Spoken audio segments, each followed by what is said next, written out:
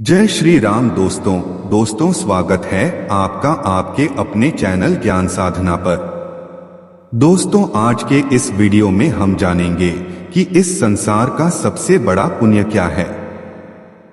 दोस्तों एक राजा था, वह अपने प्रजाजनों की सभी जरूरतों को हमेशा पूरा किया करता था।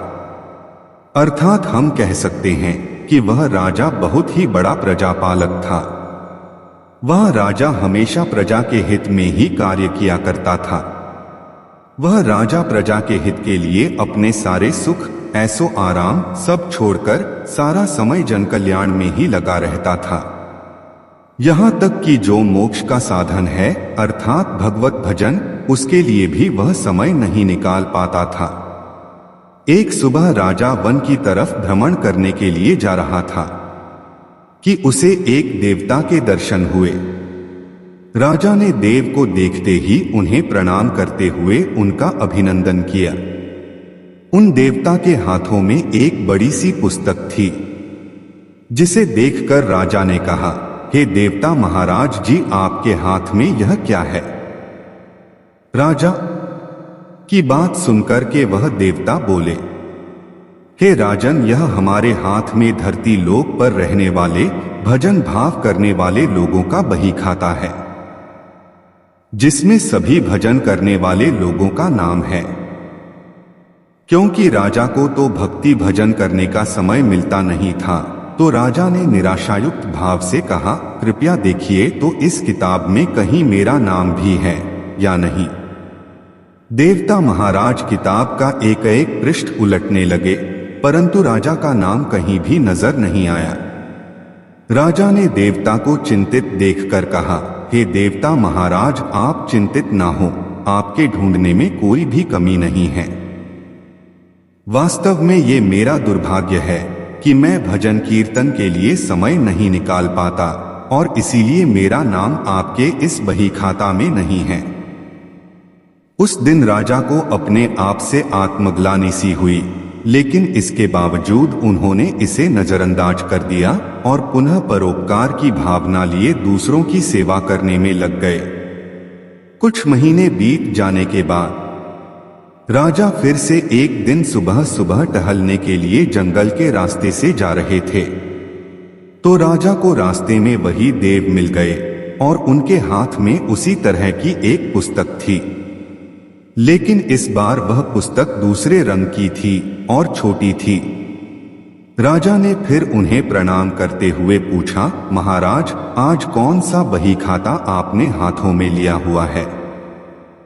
तो उस देवता ने कहा, राजन, आज के बही खाते में उन लोगों का नाम लिखा है जो ईश्वर को सबसे अधिक प्रिय हैं। राजा ने कहा, कितने भाग्यशाली होंगे वे लोग, निश्चित ही वे दिन रात भगवत भजन में लीन रहते होंगे। राजा ने फिर उस देवता से पूछा, क्या इस पुस्तक में कोई मेरे राज्य का भी नागरिक है। देवता महाराज ने बही खाता खोला तो उन्होंने देखा कि राजा का नाम पहले पन्ने के सबसे ऊपर लिखा था। राजा ने आश्चर्यचकित होकर पूछा, महाराज, मेरा नाम इसमें कैसे लिखा हुआ है, मैं तो मंदिर भी कभी कभार ही जाता हूं। तो देवता ने कहा, हे राजन, इसमें आश्चर्य की क्या बात है। जो लोग निष्काम होकर संसार की सेवा करते हैं, जो लोग संसार के उपकार में अपना जीवन अर्पण करते हैं, जो लोग मुक्ति का लोभ भी त्याग कर प्रभु के निर्बल भक्तों की सेवा सहायता में अपना योगदान देते हैं, उन त्यागी महापुरुषों का भजन तो ईश्वर स्वयं करता है। इसीलिए है राजन, तुम यह पछतावा मत करो कि तुम पूजा पाठ नहीं करते हो, क्योंकि लोगों की निस्वार्थ भाव से सेवा करके तुम सही मायने में भगवान की पूजा करते हो। क्योंकि निस्वार्थ भाव से लोगों की सेवा करना किसी भी उपासना से बढ़कर है। फिर उस देवता ने वेदों का उदाहरण देते हुए कहा, कुर्वन्नेवः कर्माणि जिजीविषेक्षणं समाह एवान्त्वाप नान्यतोस्ति व कर्म लिप्यते नरे। अर्थात कर्म करते हुए 100 वर्ष जीने की इच्छा करो तो कर्म बंधन में लिप्त हो जाओगे। और आगे देव ने राजा से कहा, हे राजन, भगवान दीनदयालु हैं और भगवान को झूठी भक्ति अच्छी नहीं लगती।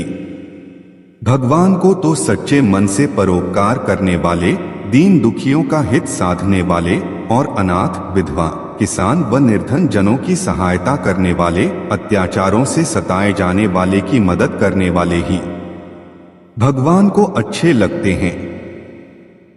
और जो यह सभी कार्य करते हैं वही भगवान के परम भक्त भी होते हैं, और यही सब करने वाले ही भगवान के परम भक्त भी माने जाते हैं। अब उस राजा को देवता के माध्यम से बहुत बड़ा ज्ञान मिल चुका था, और अब राजा भी समझ गया कि परोपकार से बड़ा कुछ भी नहीं, और जो परोपकार करते हैं वही भगवान के सबसे प्रिय होते हैं। दोस्तों, जो भी व्यक्ति निस्वार्थ भाव से लोगों की सेवा करने के लिए आगे आते हैं, भगवान हर कदम पर हर समय उनकी रक्षा करते हैं। और हमारे पूर्वजों ने भी कहा है कि परोपकाराय पुण्याय भवति, अर्थात दूसरों के लिए जीना, दूसरों की सेवा को ही पूजा समझकर कर्म करना, परोपकार के लिए अपने जीवन को सार्थक बनाना ही सबसे बड़ा पुण्य है। और जब आप भी ऐसा करेंगे तो स्वतः ही आप उस ईश्वर के प्रिय भक्तों में शामिल हो जाएंगे। दोस्तों, आशा करते हैं कि आप सभी समझ गए होंगे कि इस संसार का सबसे बड़ा पुण्य क्या है। और अगर इसके बारे में आप हमें कुछ राय देना चाहते हैं तो नीचे कमेंट बॉक्स में दे सकते हैं। और कमेंट में आप हमें यह भी बताइएगा कि आपको इस वीडियो के माध्यम से दी गई जानकारी कैसी लगी।